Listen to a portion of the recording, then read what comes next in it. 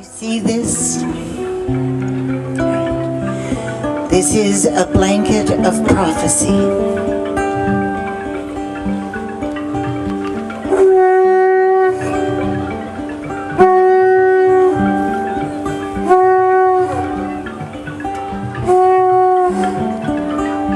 To the four directions the story goes out. This blanket, woven by one of the grandmothers of Big Mountain, a Sonia Begay. She has her own website, theblanketofhope.org. It's for you to keep and know and have. Get very clear about this. The story about this blanket specifies absolutely why this world is in such chaotic muddle. And it's saying because not only has truth not been spoken, but our whole culture for thousands of years now has been out of balance. The only way things in nature survive is if there is a balance. In the Hopi prophecy, each time our technology became so great that it affected the balance of Mother Earth, she washes herself clean, and we begin again. We are at that time now of great decision, and we are out of balance because there is the sacred masculine energy and there is the sacred feminine. In each individual and in each nation must be balanced and free, and that's why we're in the mess that we're in. Now this blanket says, at this time when the earth is in famine and despair because we're out of balance and truth has not been spoken, it says there will be the corn maidens representing the sacred feminine. Here they are standing still, waiting with arrows of truth, ascending and some descending. But there is only justice when truth has been spoken. And we say this, and we do this now for all of our relations and those yet to be born. Just a little longer. I took this blanket all over the world. When I was in Polynesia and New Zealand, Aotearoa, I told this story, and there was an old woman in the marae who was just fidgeting, and she said, but the border, tell them about the border. Well, it's a very nice border. She said, yes, but it's that border, those symbols that are all over the ancient world, don't you know? Tell them about the staircase to heaven. And I thought, oh Lord, the missionaries have been here too. And she said, no. She said, we all know about this staircase to heaven. And I said, would you please tell us? And she said, this is how it is. And on the walls of the marae were the flax woven in these designs with this spiral. And this is the spiral of truth, which comes from the earth. And knowing that there is a blueprint, there is a roadmap. We have evolved, we are part of this earth. There are seasons in the planted things, there are seasons in us. We have roots, some shallow, some deep. The redwood trees have to stand together and hold on to each other through their roots. The willow tree has roots that meet every storm by going deeper into Mother Earth and is always able to grow by the river's edge.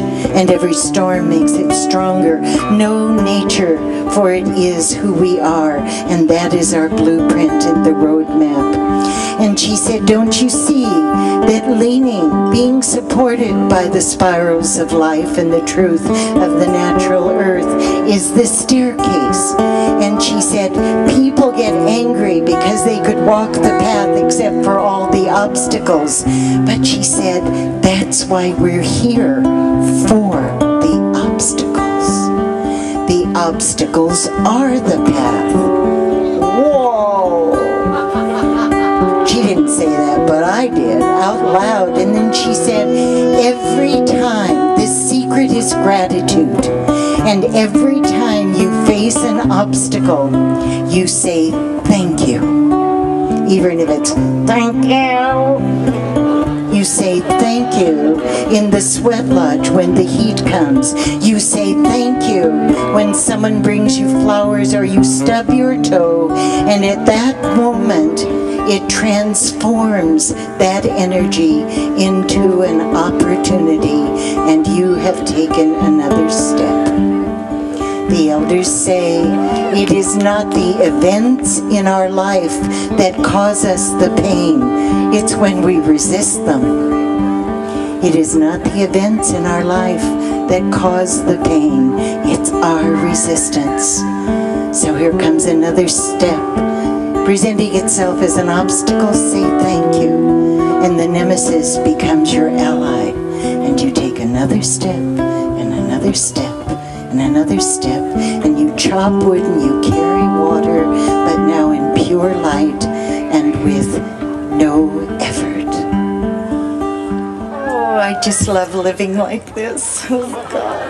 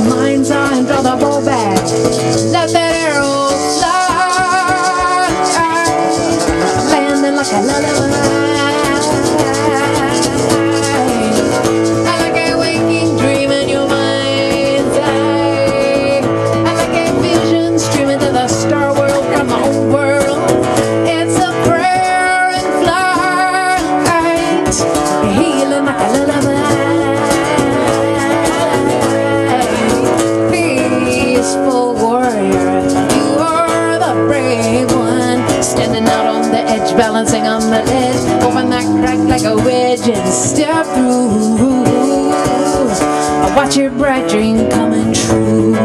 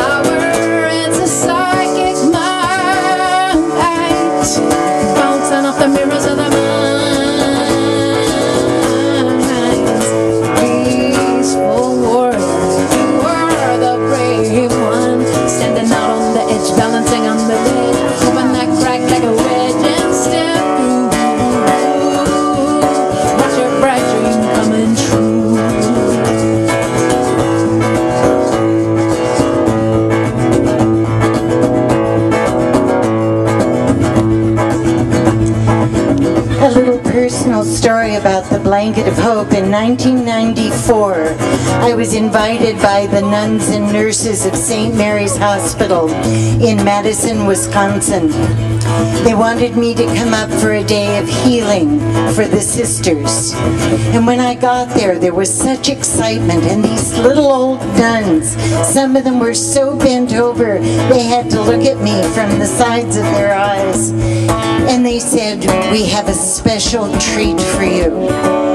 And they said, the white buffalo calf has been born right here in Wisconsin, in a place called Janesville, to Val, and I think it was David Hyder. And they said, we want to take you there. We've been there. And they were giggling, and they were so cute, and I thought to myself, well, that's Lakota tradition on California coast, but oh, Oh, they were so excited. It was like they had this present all wrapped up for me.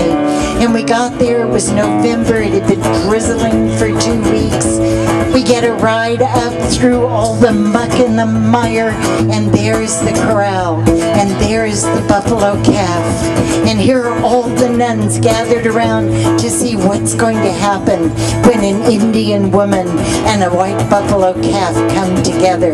The expectation was high, and I was terrified I was going to blow it. I walk up to the white buffalo calf. She puts her head down and she goes,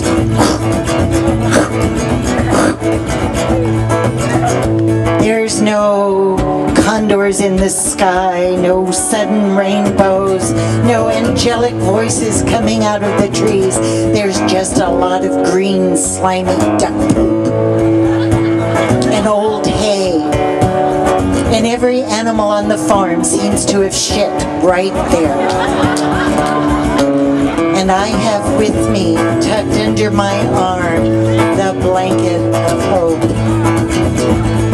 with the beautiful white dresses right there in the middle. And I'm just got a very uncomfortable feeling.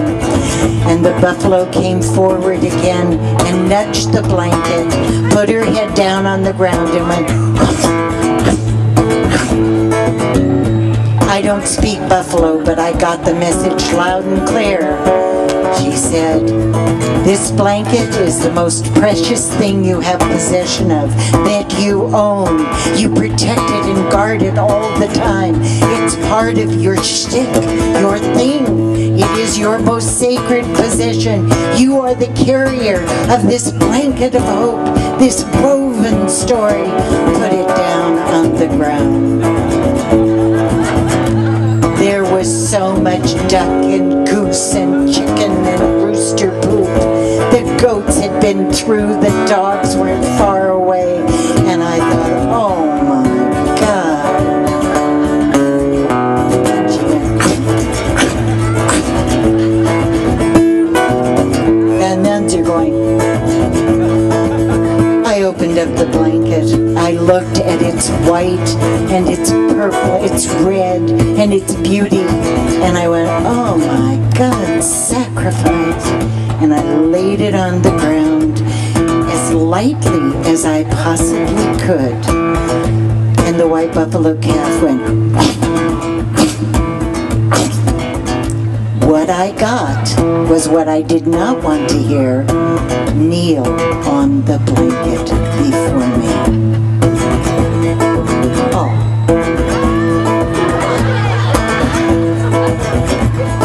What if this is just a head trip? What if, oh God, and I kept looking for excuses and I kneeled down on the blanket. All over 200 pounds of me. It felt like there was 1,000 pounds on this knee and 1,000 pounds on this knee. And I kneeled on the blanket of hope in the chicken, turkey, goose, duck, poop. And she came close to me and she went, and then she turned around and walked away. I folded the blanket. I didn't even want to look at the nuns. Nobody could figure out what was going on. I folded the blanket so I wouldn't have to see the shitty side. And I put it away for 3 days. I couldn't bear to look.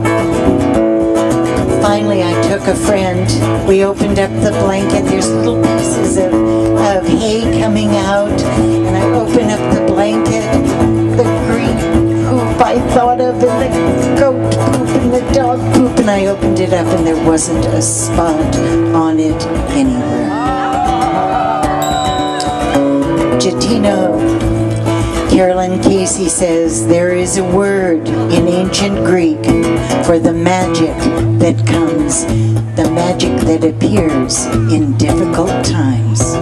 Jatino.